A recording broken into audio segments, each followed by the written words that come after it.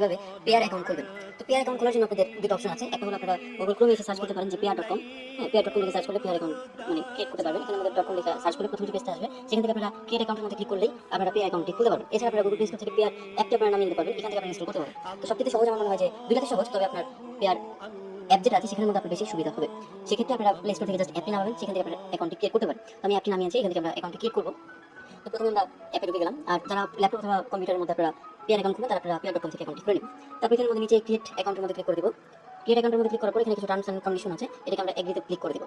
এর মধ্যে মূলত পেয়ার অ্যাকাউন্ট তারা করে এখানে মধ্যে অনলাইন অনেক ধরনের কারেন্সি আছে, যে কারেন্সিগুলোর মাধ্যমে আপনারা এখানে খুলতে পারবেন।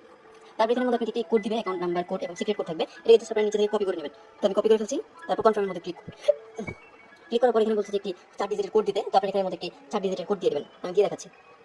তো 4 ডিজিটের কোড দেওয়ার পর কনফার্ম বলবে। কনফার্মের মধ্যে ক্লিক করার পর এখানে আপনারা টাচ স্ক্রিন অ্যাভেলেবল করে নেবেন। এখানে দেখতে পাচ্ছেন যে অ্যাভেলেবল টাচ আইডি, এখানের মধ্যে ক্লিক করবেন। করার পর এখানের মধ্যে টাচ স্ক্রিনটাকে অ্যাভেলেবল করে নেবেন।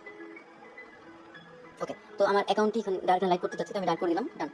তো দেখতে পাচ্ছেন যে আমার অ্যাকাউন্টটি ক্রিয়েট করা শেষ।